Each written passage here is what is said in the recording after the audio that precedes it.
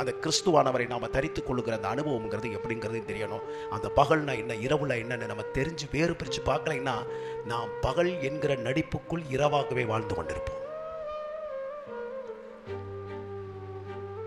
இது அடி நடிப்பா மாறிடும். ஸ்பிரிச்சுவல்ங்கிறது வேஷமாக மாறிடும்.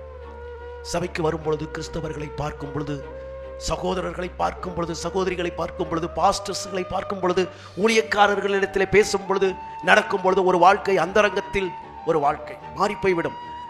இரவுக்குரியவர்கள் பகலுக்குரியவர்கள் என்பதை நாம் நம்மளுடைய அந்தரங்க கிரியைகளிலேயும் வெளிப்பட வேண்டும். யாரும் நம்மை பார்க்காத பொழுதும் எது நம்மை ஆண்டு கொண்டிருக்கிறது என்பதை நாம் புரிந்து கொள்ள வேண்டும். பாஸ்டருக்கு தெரியலன்னா என்ன வேணாலும் செய்வோம். பாஸ்டருக்கு தெரியலன்னா என்ன வேணாலும் செய்வோம். அவங்க வீட்டில் கண்டவங்களாம் உள்ளே ஏற்றிடுவீங்க. ஏன் குறிகாரர்களை கூட உள்ளே ஏற்றிடுவீங்க. பாஸ்டருக்கு தெரியாமல் இருக்கணும். பாஸ்டருக்கு தெரிஞ்சால் சத்தம் போடுவோம். ஆனால் உங்கள் வீட்டில் நிரந்தரமாக குடியிருக்கிறாரே தேவன், அவருக்கு தெரிஞ்சால் பரவாயில்லையா?